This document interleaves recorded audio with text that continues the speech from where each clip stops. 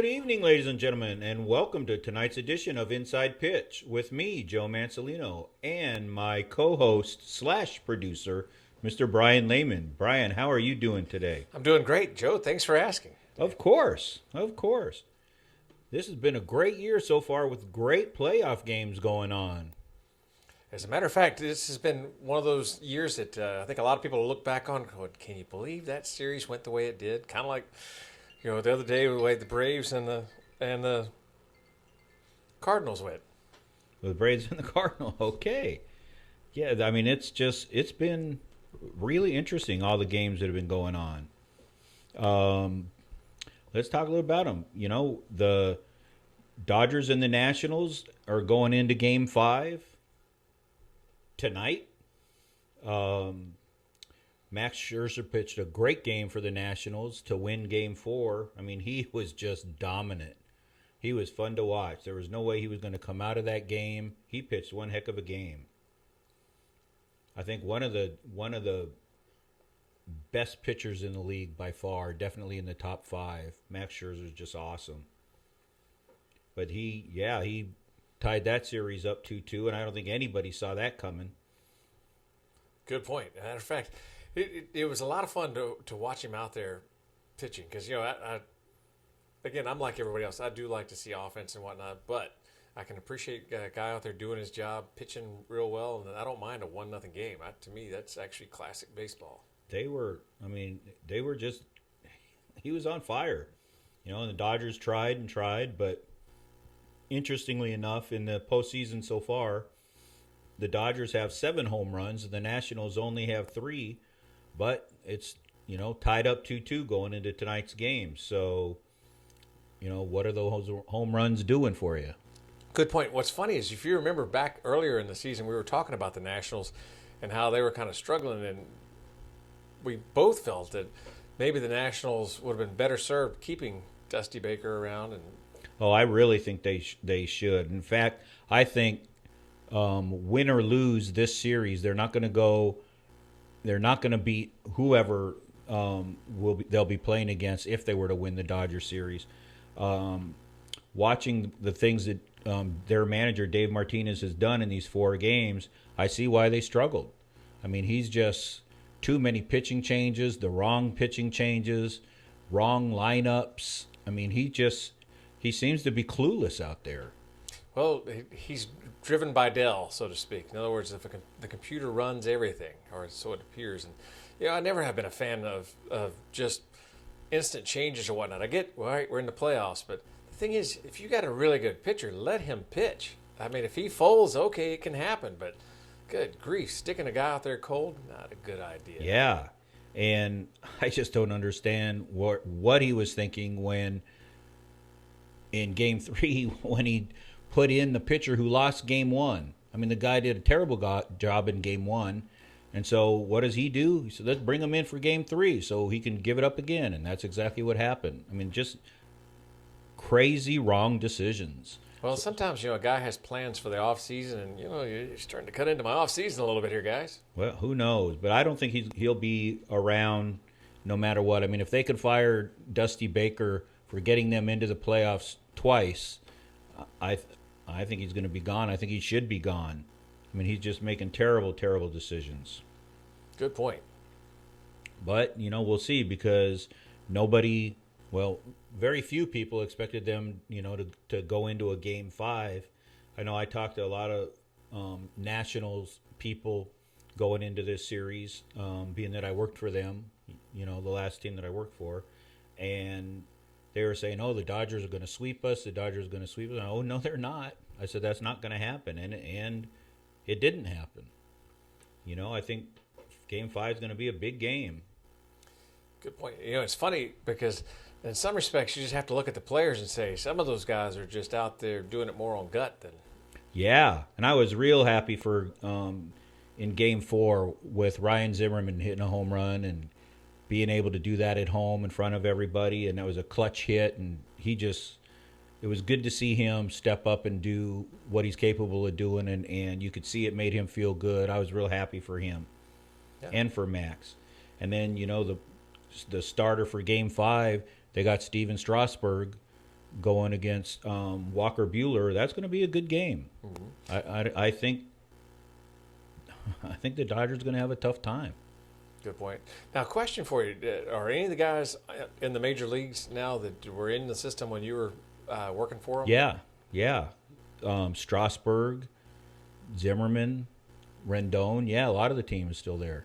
No kids. Yeah. The funny thing is, that means you probably have a little better insight than your average Joe on the street. I loved my time there. I loved watching them play. They were a great team, and then they got dusty, and it was just like, okay, now they're going to go. And he turned them around and got them going and got rewarded by getting fired. Just whatever. Just a weird situation. Kind of reminds you of the old movie Major League.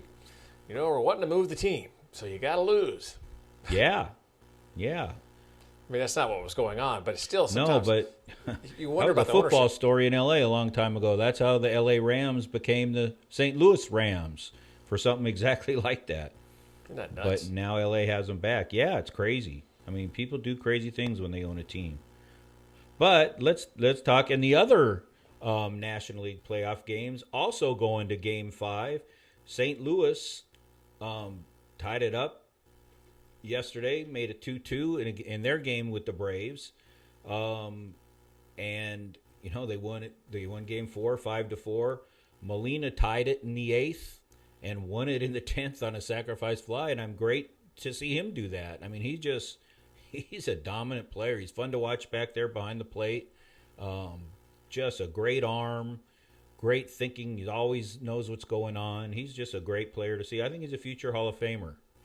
Good point. Now, what's funny is there's a lot of, we have some viewers that are from St. Louis. And I remember in the first of the season, I actually was talking to some of them on the phone, and they were saying they didn't think St. Louis had it this year. So this has to be just a super huge happiness time for them, because when you don't expect your team to even be competing for it and they make the playoffs, and especially when they're doing this well, you got to be feeling good in St. Louis if you're a fan. Yeah, and they are. I have a couple of St. Louis fans that I know really well, and they're very happy. And if they listened to Inside Pitch all year, they would know that we thought St. Louis had a great chance of getting into it, and they ended up doing it. I mean, and they're playing really well. The Braves are a great young team, but the Cards are right there pushing them into a Game 5. So congratulations to them. They're playing really well, looking good. That's going to be another big game tonight on TV to see what happens. And all you folks who are seeing this tomorrow, which is Wednesday, don't tell us what happened. Just kind of use telepathy and any of those other big words, and send us the word back so we know who to bet on. And please understand that when I say the game's going to be on tonight, it is, because it will be tonight, but we are now taping this a day ahead of time on Tuesday. But I just don't want to get people confused. Yes, as a matter of fact, part of the reason we're doing that is we're having issues with some of our broadband, and our upload speed is letting us down. So we have to do it a day ahead to make sure everything's done just right, just for you folks at home. You're welcome. And for our guests, too. We don't want to take up too much of our guests' time. But last week's poor Joe Moeller got to spend 47 minutes with us in his 3 hours that he was with us. But you got to say, the guy was a great sport about it, though. Oh, he's just a great guy. Yeah, cracking jokes and everything else. Really just a Hall of Fame human being. Joe Moeller, if you're listening, Inside Pitch loves you, and thanks for listening. Let's get to the American League playoffs. There is one still going on because the Yankees swept Minnesota in 3 games. And looked like the Yankees, just like they have all year. They either strike out or hit a home run. And for those of you sitting in New York who are really enjoying that 3-game thing, it always seems to come back the second series where now all of a sudden you have to go the full series and you're struggling the whole time. And it's kind of a payback for getting through the first one so quick. And it's going to be tough because if I'm the Yankees, I don't really look forward to playing either Houston or Tampa Bay. I mean, they're both really playing well. Houston won the first 2. Tampa Bay won Game 3. And in the game that's playing yesterday, Tuesday. They have Verlander going, and by the time the show's on the air, we will probably know that he won Game 4. Good point. So that could be another one going all 5 games. I mean, it's really, really exciting. I mean, Houston is a tough team. They play the game well, all parts of it, offense, defense. They play, they bunt, they hit and run. They do all the things that you should do. They hit to the opposite field. You don't see very many of those stupid shifts on them because they know how to hit. And they're looking good, but Tampa Bay's a tough team too. I mean, they're very aggressive. They use analytics to the hilt, but it works for them. And, 2-1. I'm sure Houston, when they won the first 2 games, thought, okay, we have it. But Tampa Bay didn't give up. And, luckily for Houston, they have a guy named Justin Verlander going in, and that could be it. That's giving them a little bit of an unfair advantage. He's tough. By far one of the best pitchers. Him and Scherzer, some of the best pitchers in the game. And clutch in the postseason. Good point. We've talked a lot the last few years and this year about the fact how Clayton Kershaw, almost year after year is the best pitcher in the game during the season and can't handle the postseason. He just it's not in him to do that. And that's not the case for Verlander or Scherzer. I mean, they step it up and dominate. So it's gonna be fun to see what happens. The Yankees, I hope they rest. I hope they get things going because, like I said, I wouldn't want to play Houston or Tampa Bay. Yeah. And neither one of those teams seem to be slowing down either. You hope that when you're playing a team that's gone through a very prolonged series and everybody's you're going through the rotation and whatnot heavy, you're hoping that they're wearing themselves out, and they don't. Either team seem to be wearing themselves out there. No. I mean, nobody's given up. They both, are playing well. Look, they could see where they both really want it, and it's fun to see. They're both playing good baseball, and by the time this is aired, we'll know who won it. And if I were a betting man, I'd be standing in line with Pete Rose betting on Houston and Verlander for that game. He's just tough. But Tampa Bay, I don't know. It's going to be a really good game. That's going to be a big game. Here, let's call Pete and see who he's got for the game. So, and a lot of manager things going on too. The Angels fired Brad Ausmus, their manager. The Pirates have fired Clint Hurdle. The Padres fired Andy Green. Bruce Bochy voluntarily left the Giants. So there's a lot of things going on right now. When Joe Madden got fired from the Cubs, I'm thinking he's going to end up with the Angels, where he coached with Mike Scioscia. He was Mike's bench coach, and I think that's where he's going to end up. I know he interviewed with them already, and I really think that's just going to be a gimme. That's not where I thought you were going with that. At first, I thought you were going to say he's going to be sleeping with the fishes, and I'm like, what? No. I think that's where he's going to go, and I think that's a good fit for them. And Brad Ausmus, there's just something with the Angels. They do have one of the best players in the game, and year after year, Mike Trout wins most valuable player. And again, one of the things we talk about on Inside Pitch all the time is how valuable is he? And again, this year, how valuable was he when he kept his team just out of last place and 35 games out? Is that really a valuable player? Well, maybe they can give him another $1 million and they can be 2 games out.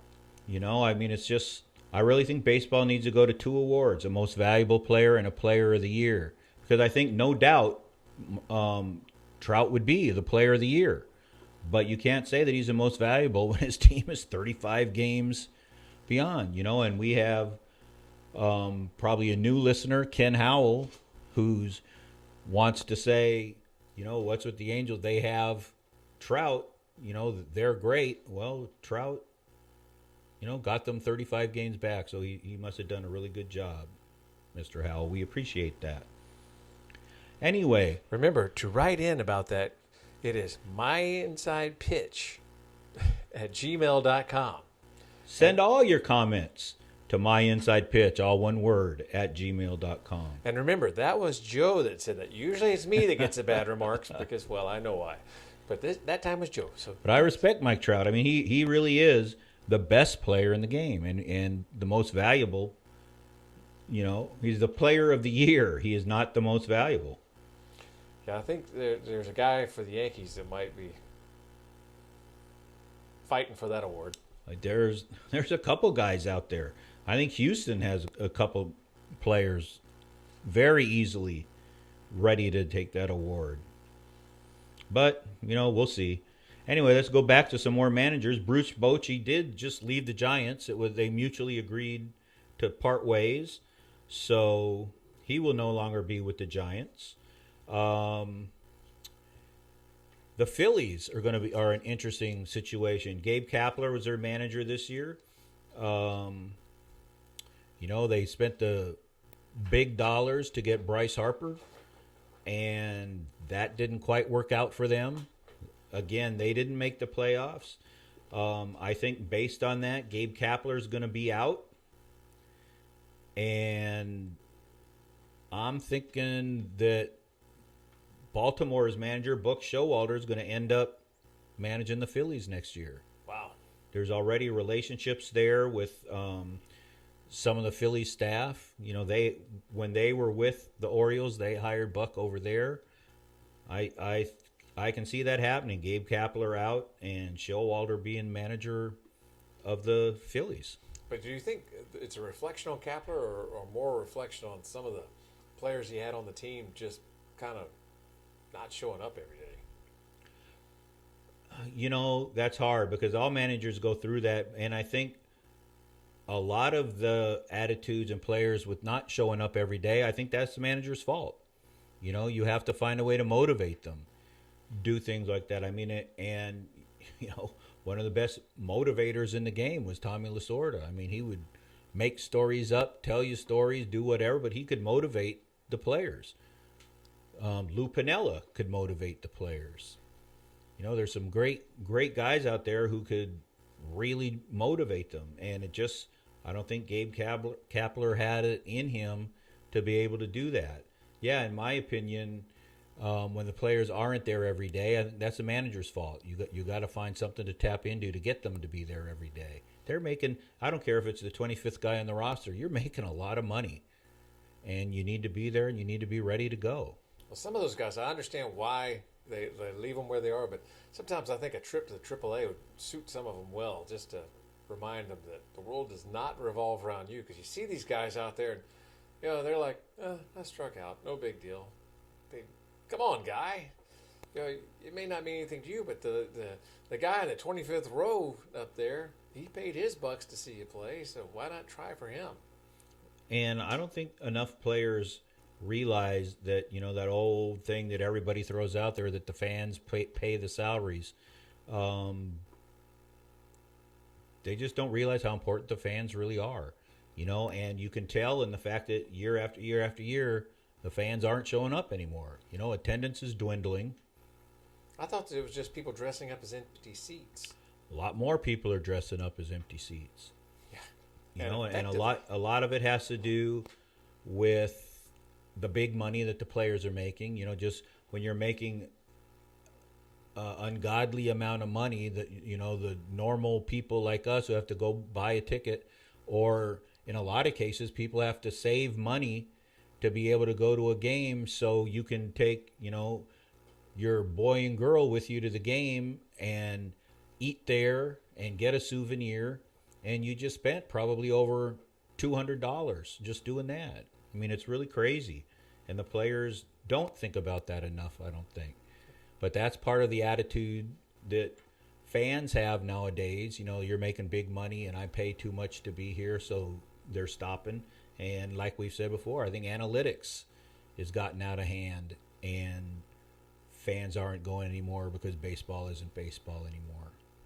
It's a crying shame, too, because if it keeps going the direction it's going to just be it's going to die.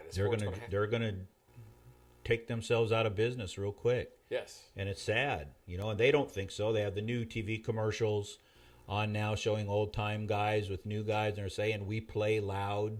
Well, that's great, you play loud, but so did the other guys too, only they played the game right. Yes.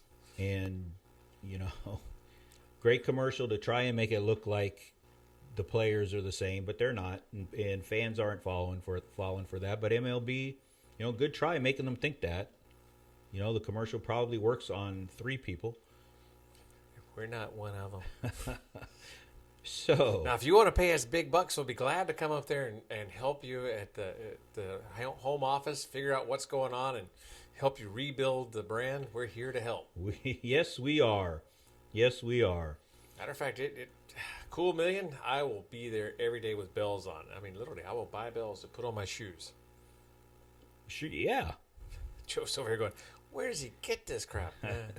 See, he's not from the country. He grew up in the city. Yes, I did. Proud of it. Proud of it. Living in L.A., I was proud of it. Of course, what he hasn't mentioned is he grew up with half the former All-Stars and whatnot out there, because a lot of the guys that have been on the show were friends of his when he was growing up. That's one of those. It's amazing to me that you have guys, former All-Stars, former pitchers and whatnot, and you go, good grief, these guys all lived within 10 miles of each other. Wow. Talent out there was incredible. Back to the managers. One of the announcers is going to be coming out of the booth, I think, and going back into the dugout. I think Joe Girardi is going to end up managing again in 2020, and my guess is Joe will go to the New York Mets. Whoa. He liked living in New York. I see him being on the Mets this year. That's going to be very interesting to see. See, I'm waiting to see if somebody picks up John Kruk as a manager, just because he's a lot of fun, and then we can make jokes the whole time, and he's good with it. He is good with it. He's a good guy. I don't think managing is in his blood realm. He's a good announcer, but he is a good announcer. But there's some really good guys out there who have had an opportunity to either manage in the minors or be a pitching coach in the minors or the majors that are still hungry and looking for jobs. So there's a lot of talent out there. And those of you looking for a manager, let's give Dusty Baker another shot at it. And, the next time he brings you to 2 consecutive postseasons, don't let him go. And maybe you'll make it to the 3rd. That would be a novel concept on your part. We got your back, Dusty. Yes. Matter of fact, he's been a great manager everywhere he's been for the most part. He has. He's turned teams around. He really does do a good job. Just ask the folks in San Francisco. Yeah. He did some great things out there. Yes, he did. Yes, he did.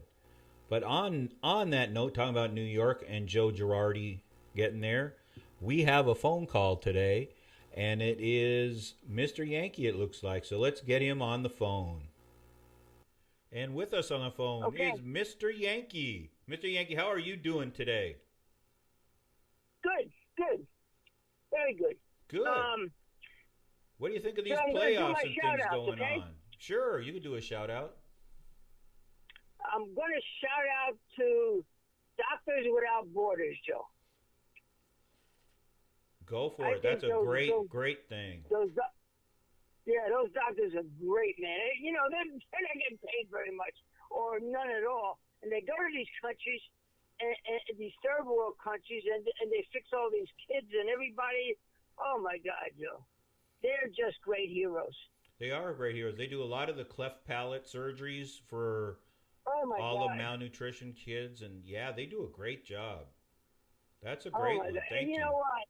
And here we got these athletes making millions. I want more money or I don't play. Oh, my God. Stop it. Stop it. Please. You sign a contract, after the contract's up, then you don't do it. You don't hold your team hostage. That's exactly what they're doing, Joe.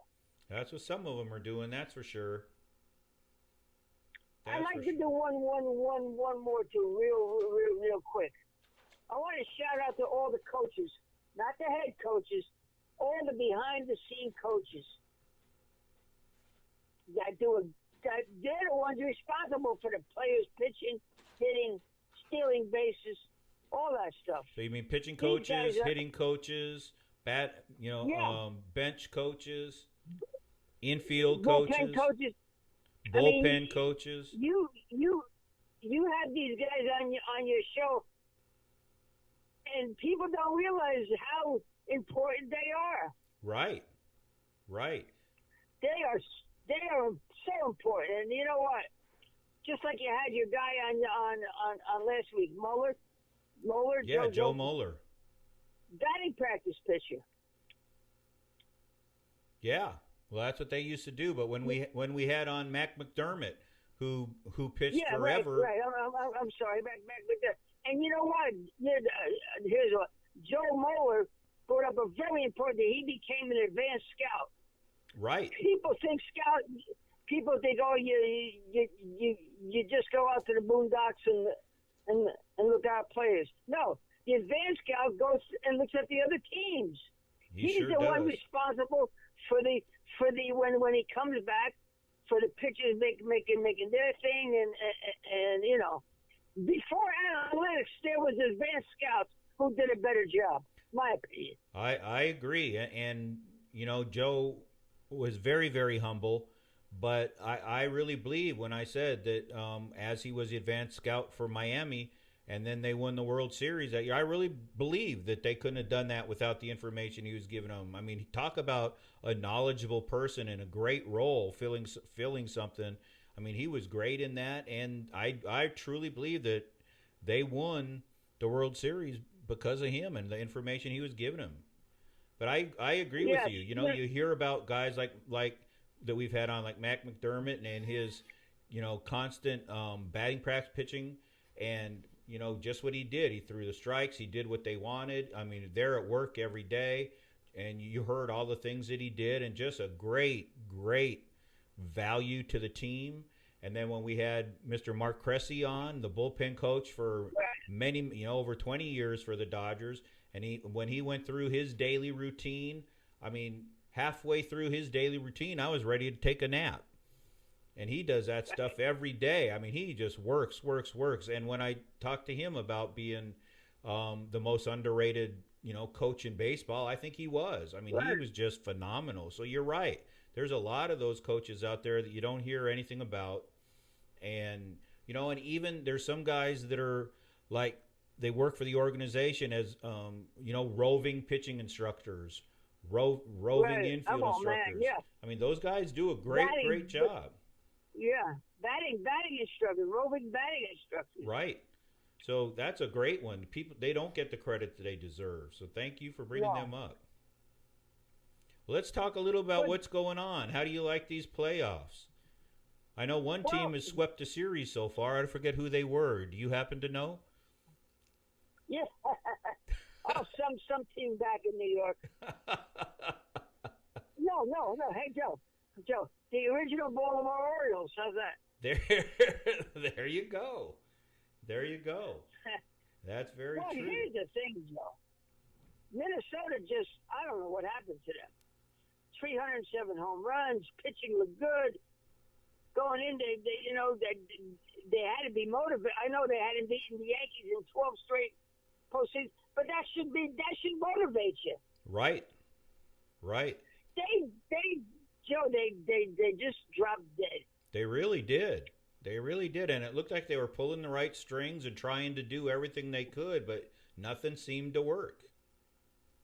So when you have first inning 2 runners on, second inning bases loaded, third inning 2 runners on, and nobody out, and you don't score a run, there's something wrong with you, Joe. Well, and that happened to quite a few teams. You know, the Dodgers in some of their losses, you know, they had bases loaded, no outs a couple times, or bases loaded, 1 out, and couldn't come through. It happened in the, you know, Cardinals game with Atlanta. I mean, it's been happening in every series. Guys are just stranding players. Well, you know why? My opinion, they keep. That's the time when you suicide squeeze, or you choke up a little bit and you hit the ball to the opposite thing, the first base, so you get the guy in from third. Instead of just going up there swinging, Right, and that's true. I think, as we've talked about on the show in the past, I think they're just focusing on let me hit the home run and not playing baseball. Again, it's back to not playing baseball the way it used to be played. And I think that is why they're leaving runners out there. You just can't leave that many men on base. Right. If you're in the playoff series, if you do that,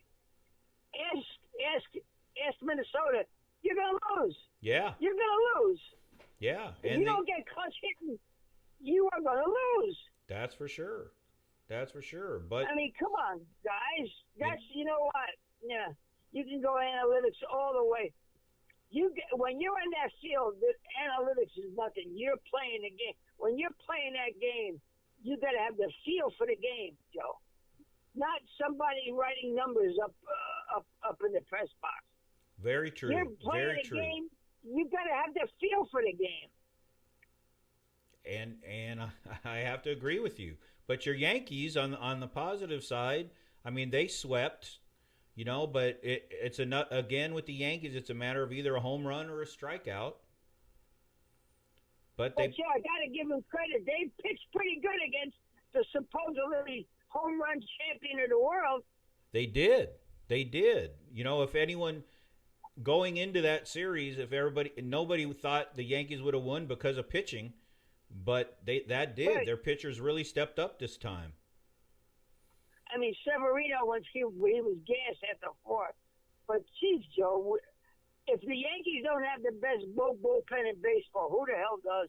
Well, and I agree. And, and not only that, but I think Aaron Boone uses them well. I think he puts the right guy in at the right time, as opposed to managers like Dave Martinez of the Nationals, Dave Roberts of the Dodgers. Oh, my God. I mean, Aaron Boone does a good job of putting the right guy in at the right time, and the Yankees swept. And he doesn't keep going to get him. Right.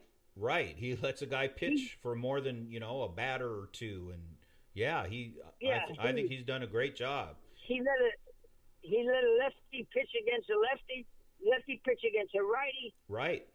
You just can't. This specialty pitcher, one player of game. That's another ridiculous thing. If you can't pitch in the major leagues to both sides of the plate, get the hell out. I couldn't agree more. And I'm sure some of the guys we've had on, Al Downing will agree with you, I'm sure. Joe Moeller will agree with you, I'm sure. Denny McClain, How about Sandy Koufax? You think he cared if the guy was a lefty or a righty? Look how many righties. Oh my God, he faced all great ones, Hall of Famers. Yeah, and I think he was pretty successful with it. I mean, Mays, Aaron, Clemente. He had to face. Let's take him out and bring him right in here. Yeah, right. Yeah, and you heard one of our other guests. You heard Daryl Johnson say when we were talking to him about pitching and how he did and stuff, and Daryl Jackson said, keep me in the game. I know I can get these guys out, and he had that attitude. And that's why he at such a young age, he did the things that he did. I mean, he was. Well, so if you can't have confidence in yourself against all hitters, you don't belong in the game. Definitely right. And look how many guys think, oh, I have the job to get a lefty out, or I have a job to get a righty out, instead of thinking, I have a job to get these next 15 hitters out. That's why I love Max Scherzer. Man, he goes out there and says, bring it. Righty, lefty, in between. I don't care. Yeah. Let's see who's better. First time, second time, third time to the lineup. I'm going to be there, baby. And did you see him last night? I mean, he dominated that game. He dominated Game 4. Oh my God. No fear, Joe. I love this guy. I do too. We talked about him in the beginning of the show. I mean, he's just we talk about him and Verlander as just being that kind of pitcher, just ready to step up and take charge and, I've got That's this. it. And he was so pumped up, even when he came out of the game. I mean, you could just see him pumped up and motivated. And, I mean, he really, he won that game. I tell you, Joe, that could be the key. The Nats may be so pumped up, and they got a good pitcher going. They sure do. I mean, Steven Strasburg, he struggled when he was the number one guy. He was too young to be the number one guy and just didn't have, that attitude to be able to handle the pressure at that time. But when they got Scherzer and the pressure was on Scherzer to be the number one and all Strasburg had to do was pitch, he became a much better pitcher. And he's... Yeah, and you know what? Joe, Max Scherzer loves the pressure. Oh, yeah. He definitely does. I will guarantee you that he's already told Dave Martinez, hey, if you need me to pitch in Game 5, I'm ready. I'm sure he's already said that. Just like Hershiser in 1988. Just exactly like Oral Hershiser. That same, I've got this, give me the ball attitude. Yeah. Very much so. Oh, man, he was... Oh, boy, what a World Series that was. Yeah, that's for sure. But just think even the Dodgers National Series, I couldn't believe. What do you think about? I think both managers are playing the wrong lineups. They're making too many pitching changes. They're putting the wrong pitcher in at the wrong time. I predicted that Dave Martinez is going to get fired at the end of the season no matter what. Here's the thing. Dave Roberts lost the other two World Series, in my opinion. He did. Making changes where A.J. Hitch, he went with Charlie Morton. Remember 4 innings? Yeah. And then the Dave Roberts changed the pitcher. Charlie Morton said, you got to let these guys pitch. You got to let these guys play. Gut feelings. You know, if a pitcher says, man, keep me in, you don't take him out because, well, I'm sorry, but the analytics... and you can't let the analytics rule. You got to let a baseball guy with the guts and the feel for the game make those decisions. That's right. You tell them what the analytics say, and then you let the manager make the decision. Look, first of all, you got too many people. If you ever replace a scout with an analytics guy, that's it. Baseball's done. Well, yeah. And we talk about this every once in a while. Look at Oakland. How many games has the analytics won them in the playoffs? Right. 0. Right. Just like Mike Trout, nice guy, terrific ball player. How many most valuable players keeps getting these awards, Joe? How many games have the Angels won in the playoffs with him? Right.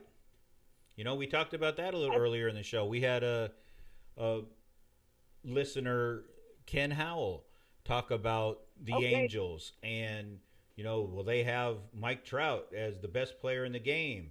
And I said, no doubt, but I think he's the best, player in the year. But he's not the most valuable. He's the player of the year. I think they need the distinction. Because what did he do? What did he do that was valuable? What did he do that was valuable? They finished 35 games out and next to last place. Right. That's not valuable. Well, Joe, if they didn't have him, they would have finished 40 games out. Exactly. Well, Joe, all I got to do is fans, look up 1988 and 1965. Zola Versalles was not the player of the year, but he was the most valuable doubles and base running and all that stuff, great fielding. In 1988, Kurt Gibson brought that team on his back, man. Darryl Strawberry had 39 homers, 100 runs batted. Best player of the year. But you want to know what the difference is, pals? 1988, 1965. Yeah, because in 88, Darryl Strawberry was the best player that year. He was player of the year. But by far Kirk Gibson was most valuable. He brought that World Series championship to the Dodgers on his back. So that is a great example. And Well, baseball Joe, needs to go to didn't that. he come in? He was a no-nonsense player. He straightened out that locker room. We're Oh, going to yeah. play, guys. Oh, yeah. Yeah, he didn't put up with any of the little shenanigans and things. Yeah. Yeah. He all he wanted to He do was win. He didn't go for any of the joking or any of that stuff. No, just focus on winning. And they did. And then, yeah. Oh, he was. I mean, there's your just like you could say Mike Trout and Jose Altuve. Mike Trout's a great ball player, but Jose Altuve is more valuable to his team. He's won a world championship. He does great in the field. Yeah, they won the first two games of that series this year. They won game 1 and 2 so far. They got Verlander going, for the game 4 win. But yeah, I mean, Houston's right in it, and Altuve is definitely the key, I think. I mean, he's just you fun got to watch. Bregman too having a great year. Yeah, very true, very true. And you got Correa back as short. And you got look, this is a good team. They are a good team. The key is though, if they don't screw up this pitching. Yeah. If it's the Yankees in Houston, which I think it's going to be, you're going to need Verlander and Cole 1 and 2. I agree. I agree. So they got to be a little careful, Joe.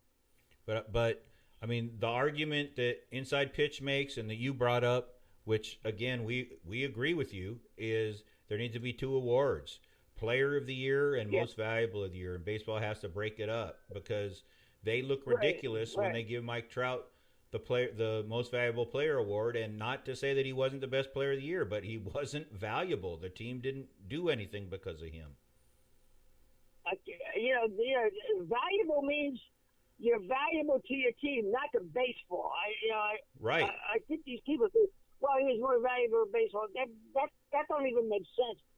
Value to your team, Player of the Year in baseball. Yeah, and like you said, guys like Jose Altuve, Alex Bregman. I mean, there's guys out there who are valuable to their team, and then pitchers.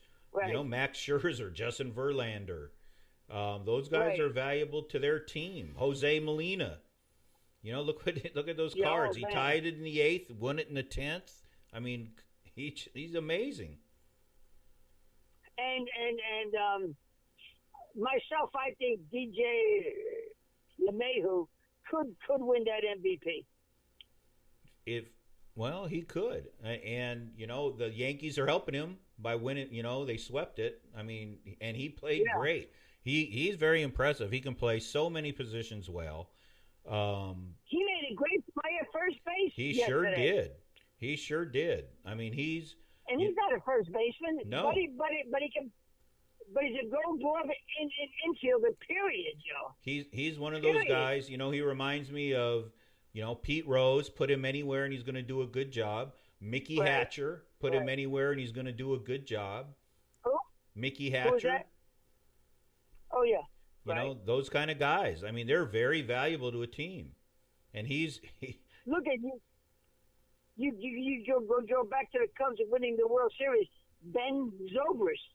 Right. Played the outfield, played the infield. It was the MVP of the series. Right. And they had Schwarber do that too. He played more than one position. And you need those kind of guys. Those guys are valuable. Oh my God. Yeah. There should be an award, Utility Infielder of the Year. That's another one. I agree with that too. I agree with that. Yeah. Yeah, you have to have a utility infielder of the year. For the guy that comes off the bench, plays all positions, does a great job, they don't get any recognition. So let me ask you, now that we're going down to in the National League, both games going to Game 5 tonight. The Yankees are already in. Houston, who are you predicting will be battling each other for the World Series? Well, I'm hoping like you, because I think the Dodgers-Yankees is the greatest World Series, period. Period. Anywhere. I mean, growing up as a kid, Joe, and you two, boy, there was never better teams than the Yankees and the Dodgers. Those And were I always would- exciting World Series. Oh my God! Oh, what great World You know, Series when they were both in New York, I know 1955 was the best World Series. Oh, Steve, that was the first time that I cried in baseball, Joe. Oh man. I cry. Oh my God! When Johnny Podges threw that 2-0 shutout, I bawled for a week. I couldn't get over it. But the Brooklyn But Dodgers what a great did it. thing. Oh yeah. Oh, Well, let's talk Oh, a little my bit God. about the managing things going on. Joe Madden was fired by the Cubs, Clint Hurdle by the Pirates, Brad Osmus by the Yeah. Angels. The Padres fired Andy Green. Bruce Bochy left the Well, Giants. I think the first job already, Joe. Joe Madden is going to go with the Angels. Yeah, that's what we think too. We talked about that earlier. That's what we think. I don't know who the Padres. Do you know there's Joe Girardi, Buck Showalter out there. If you want the old veterans, or you want to take a chance with a new guy, you know. For which there's team? Teams out there. Huh? For which team were you talking about? Any team, all those teams Okay. out there. I think Showalter. I think the Phillies are going to end up firing Gabe Kapler and hiring Buck Showalter. Mm. Well, here's the thing. Carlos Beltran should get a job somewhere. He should. He's worked his way up. Yeah, he's worked his way up, Joe, and he knows baseball. Yes, he does. Yes, he I mean, does. it was between him and Aaron Boone for the Yankees. And you know, who knows how he would have done, but I think Aaron Boone has done a great job. Right. Well, Joe, yeah, Aaron Boone is a smart look. He knows his baseball. He sure does. That's a baseball family. Absolutely. And Absolutely. he does know. But you know what, Joe? This year, I've never seen a team get injured so much, and these replacement players take the job over. Or Sella, nobody heard of this guy. I mean, you know, people are ready to step up. Yeah, and wearing the pinstripes means something. I still think it means something, Joe. I know it does to you. Yeah. What But you know, I'm saying, I think. a lot of players go to New York and they put those. Oh, pinstripes on, I and think become- there's a lot of validity to that. I think Joe Girardi, like you brought up, I think he's going to go back to New York. I think he's going to manage the Mets next year. Well, you know what? To talk about a manager that screwed up. Oh my God. Who was their manager? Max something? Oh, I don't know. Oh man. I mean, you got the best pitching staff in baseball. You got a guy hitting 53 homers, and you can't get in the playoffs, Joe.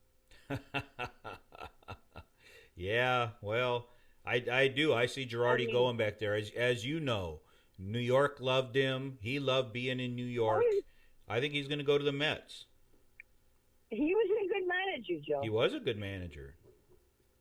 All those You know, there all was those something catchers that- are good managers. You know, in those years, 10 years he was manager, every team now goes after the players, not just the Yankees.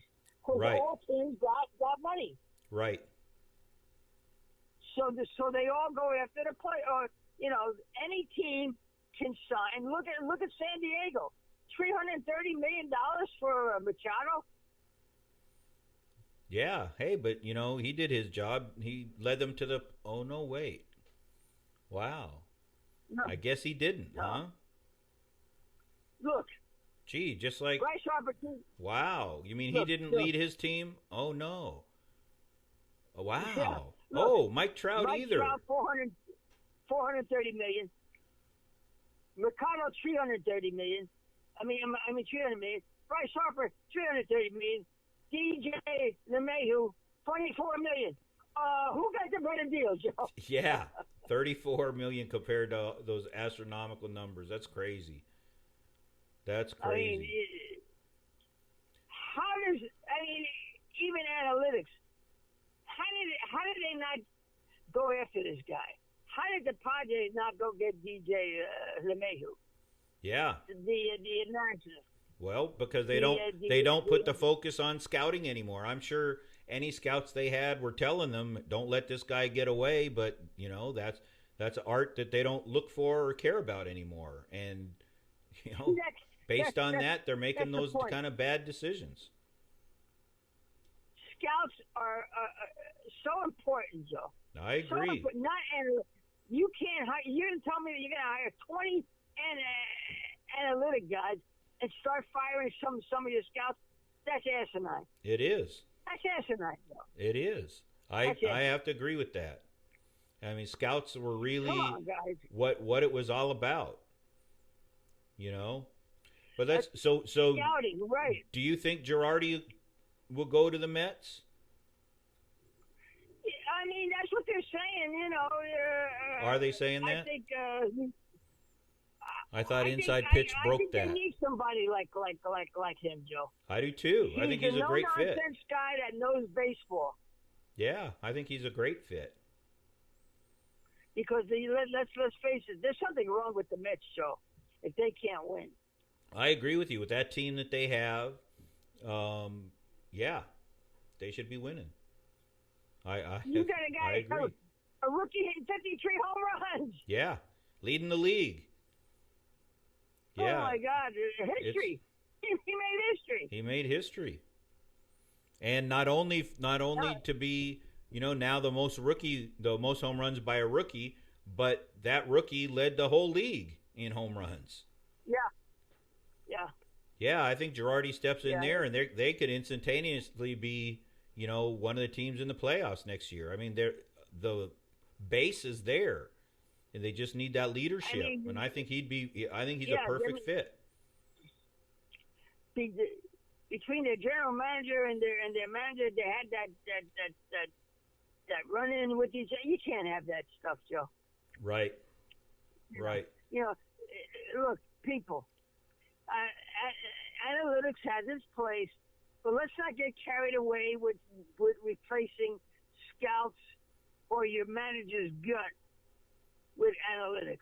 Don't call down to the dugout and say, hey, change this pitcher, change this pitcher.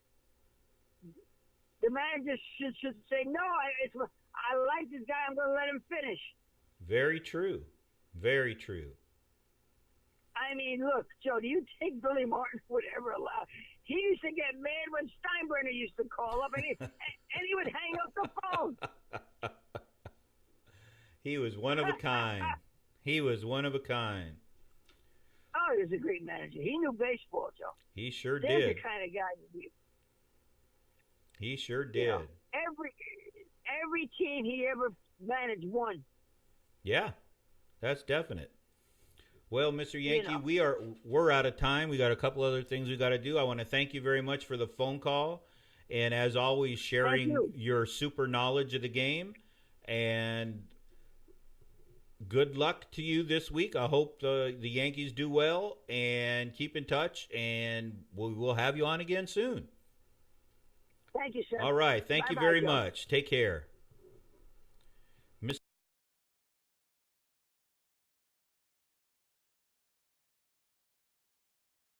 He's definitely the life of the party when it comes to insights. Passionate. Yes, he is. Passionate, and his memory for things is phenomenal. When he said, when we're talking about a player of the year and most valuable player, and to say, just go back to 1988, Darryl Strawberry versus Kirk Gibson. I mean, how many people can just go right there with that, 1965, Zelio Versailles. I mean, he just... and you've heard him on the show before. Well, I remember in 1964, in the fifth inning, after a 2-0 count, I mean, wow. Yeah, he's just always entertaining, always have fun having him on, and I love his passionate attitude and his super knowledge. And we have a guy who calls in every once in a while, Tom from Long Beach, and he too just has that baseball knowledge that's incredible. Someone that wouldn't say, "Hey, where are the Angels?" because they have Mike Trout. I mean, just somebody who really knows the game. You gotta love guys like Mr. Yankee, Tom from Long Beach. Anyway, we appreciate you guys, but we appreciate all you listeners. We appreciate you ones who write to us at myinsidepitch@gmail.com. Keep those cards and letters coming. Please do. Please do. We had a trivia question last week. The question was, what player holds the record for most RBIs in his rookie season? And as many of you may not be surprised, Mr. Yankee wrote in because he just knows everything without a computer, mind you. Hall of Famer Ted Williams with the Boston Red Sox had 145 RBIs in his rookie season in 1939. Good grief. And I'm sure when he heard the question, he probably wrote in right then, Mr. Yankee, and knew that answer. His knowledge is amazing. But that's it. Ted Williams of the Boston Red Sox, 145 RBIs in his rookie year. Can you imagine? No, that's hard to believe for any human being. And he's batting against pitchers that are Hall of Fame pitchers. Yes. I mean, that's just incredible to me. Anyway, we have a trivia question for this week based on the playoffs that are going on. Who is the last team to come back from an 0-2 deficit to win the division series? Who is the last team to come back from an 0-2 deficit and win the division series? What team, what year, and who did they beat? And why do I expect that myinsidepitch@gmail.com is right now getting that question answered by Mr. Yankee? He knows his stuff. He knows his stuff. So, at the conclusion of tonight, we'll know whether the Dodgers and Nationals, which one is going on. We'll know who between Atlanta and St. Louis is going on. We will know, are the Yankees playing either Houston or Tampa Bay? Well, we may not know that one, depending on who wins what. Game 4 is going to be big, but Verlander on the mound is going to be tough for Tampa Bay. But they've got the team, so it's going to be exciting to see.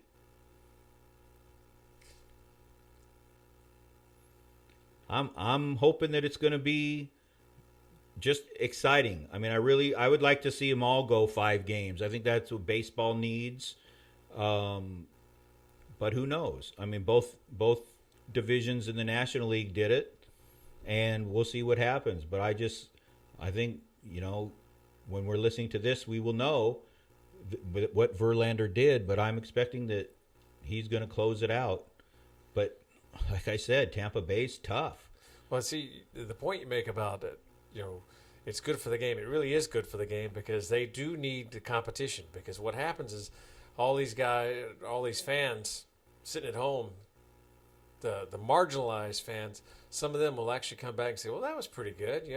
That last game went well from what I saw in SportsCenter. This may hook them back to, okay, let me watch this last game. Yeah, I agree. And I'm sure that happens a lot, and when it's going into a game 5, that just may get people back to watch, going, oh, wow, this is the game that's going to decide it. I have to watch this. And so, the viewing numbers go up for Dodgers against the Nationals, for the Cards against the Braves. Those game 5s, people like to see that. And the sweeps, that just shows you who's dominant. But when you look at who are in the playoffs this year, Tampa Bay, Houston, I mean, they're not teams. Well, Houston's really good, but they're not teams that people go to right away. Minnesota this year, not very many people are projecting them to even be in the playoffs. The Yankees are one of those teams, very similar to the Dodgers, that every year, if they're not in it, they're right in it going into the end. I mean, they're very successful organizations. The Cardinals haven't been in it in a while, and they're playing good baseball right now. And thanks to Molina's guidance in Game 4, tying it in the 8th and winning in the 10th. What a feeling that had to be for him. No kidding. And when you saw him hit that sacrifice fly and they won the game, you could just see in his face how happy he was. And, oh, my gosh, just what a feeling. I mean, I can remember every day in my backyard being Jose Molina or whoever that was at the time, winning the World Series with a hit, a sacrifice, a home, whatever it was. But, I mean, I was that 3,000 times in my backyard. The guy that won the World Series for your team. It's fun to see. It's fun to see people making that much money but still being excited about what they do, which to me, those guys are really excited. Shows that they realize it's still a game. Mm-hmm. You look at some of the pitchers that have been throwing in there lately, and there's nothing on their face that shows that they really care about the fact that they're in the big leagues pitching. They just, if I wasn't doing this, I'd be doing something else. I'd be working at a car wash. Yeah. Very, very sad. Very, very frustrating. But it is what it is. So we will see what's going on. And on that note, we want to thank you for listening. Everybody, please take care. Listen in for next week. Really good guests coming on. And thank you for listening. Have a great evening. Thanks, everybody, and thank you, Joe. Thank you, Brian.